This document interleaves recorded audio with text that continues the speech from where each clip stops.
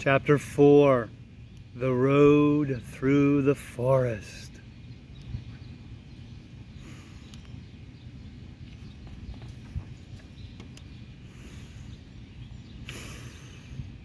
After a few hours, the road began to be rough, and the walking grew so difficult that the Scarecrow often stumbled over the yellow brick, which were here very uneven. Sometimes, indeed, they were broken or missing altogether, leaving holes that Toto jumped across and Dorothy walked around. As for the Scarecrow, having no brains, he walked straight ahead, and so stepped into the holes and fell at full length on the hard bricks. It never hurt him, however, and Dorothy would pick him up and set him upon his feet again, while he joined her in laughing merrily at his own mishap.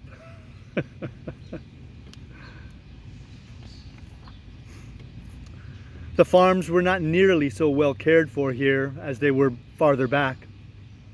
There were fewer houses and fewer fruit trees. And the farther they went, the more dismal and lonesome the country became. At noon they sat down by the roadside near a little brook, and Dorothy opened her basket and got out some bread. She offered a piece to the Scarecrow, but he refused. "I am never hungry," he said, "and it is a lucky thing I am not, for my mouth is only painted, and if I should cut a hole in it so I could eat, the straw I am stuffed with would come out, and that would spoil the shape of my head." Dorothy saw at once that this was true, so she only nodded and went on eating her bread. "Tell me something about yourself and the country you come from," said the Scarecrow, when she had finished her dinner. So she told him all about Kansas and how gray everything was there, and how the cyclone had carried her into this queer land of Oz. The Scarecrow listened carefully and said, "I cannot understand why you should wish to leave this beautiful country and go back to the dry, gray place you call Kansas." "That is because you have no brains," answered the girl. "No matter how dreary and gray our homes are, we people of flesh and blood would rather live there than in any other country, be it ever so beautiful. There is no place like home." Sound familiar? The Scarecrow sighed. "Of course I cannot understand it," he said.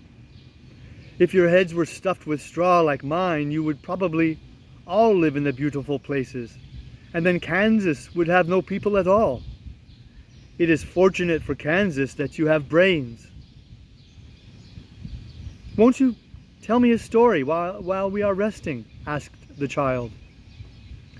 The Scarecrow looked at her reproachfully and answered, "My life has been so short that I really know nothing whatever. I was only made day before yesterday. What happened in the world before that time is all unknown to me. Luckily, when the farmer made my head, one of the first things he did was to paint my ears so that I heard what was going on. There was another Munchkin with him, and the first thing I heard was the farmer saying, 'How do you like those ears?' 'They aren't straight,' answered the other. 'Never mind,' said the farmer, 'they are ears just the same,' which was true enough. 'Now I'll make the eyes,' said the farmer.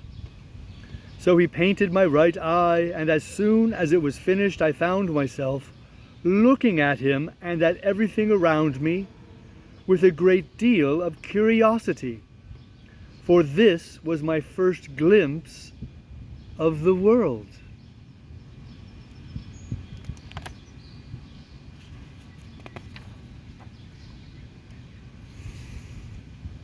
"That's a rather pretty eye," remarked the Munchkin who was watching the farmer.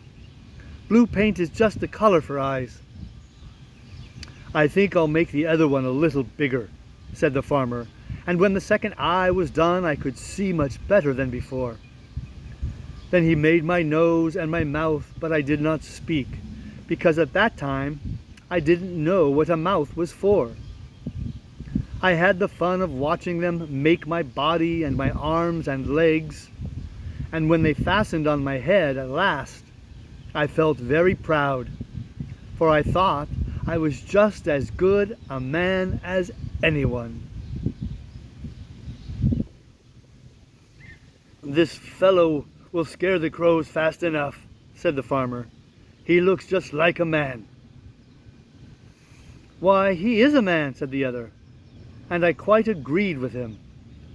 The farmer carried me under his arm to the cornfield and set me up on a tall stick, where you found me.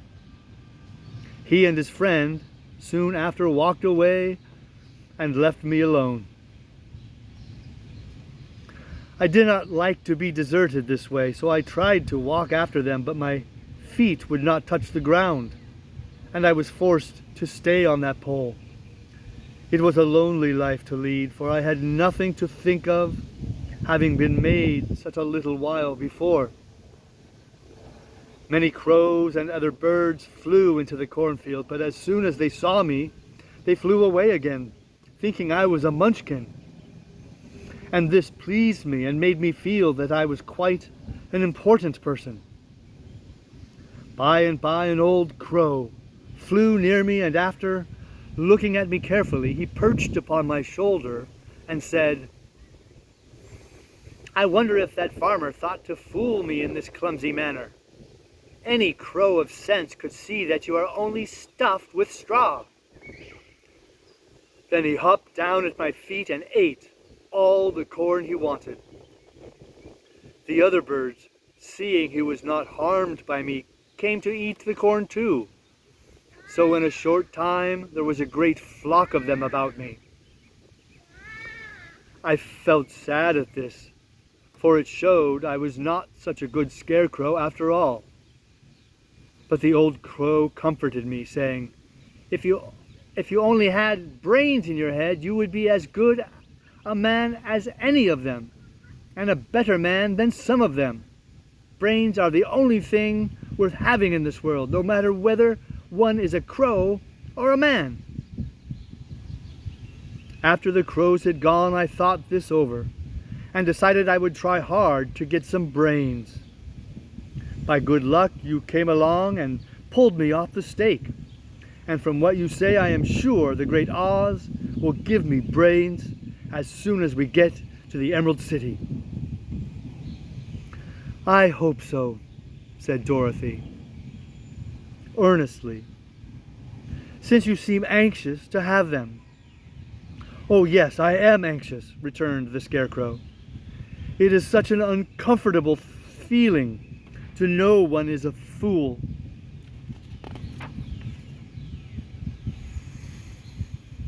"Well," said the girl, "let us go." And she handed the basket to the Scarecrow. There were no fences at all by the roadside now, and the land was rough and untilled. Towards evening they came to a great forest where the trees grew so big and close together that their branches met over the road of yellow brick. It was almost dark under the trees, for the branches shut out the daylight. But the travelers did not stop and went on into the forest. "If this road goes in, it must come out," said the Scarecrow. "And as the Emerald City is at the other end of the road, we must go wherever it leads us." "Anyone would know that," said Dorothy. "Certainly, that is why I know it," returned the Scarecrow.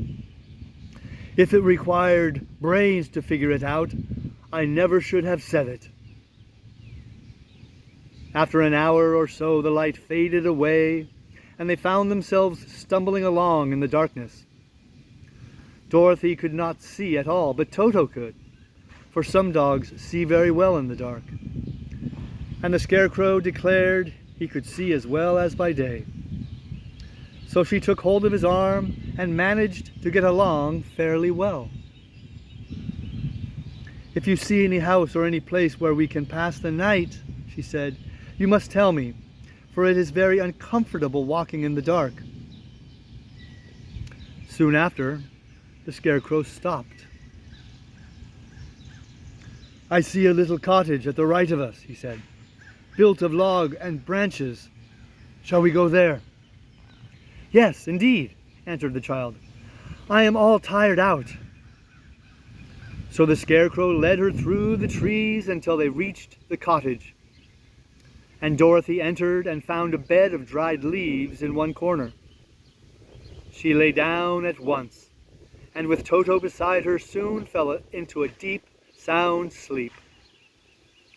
The Scarecrow, who was never tired, stood up in another corner and waited patiently until morning came.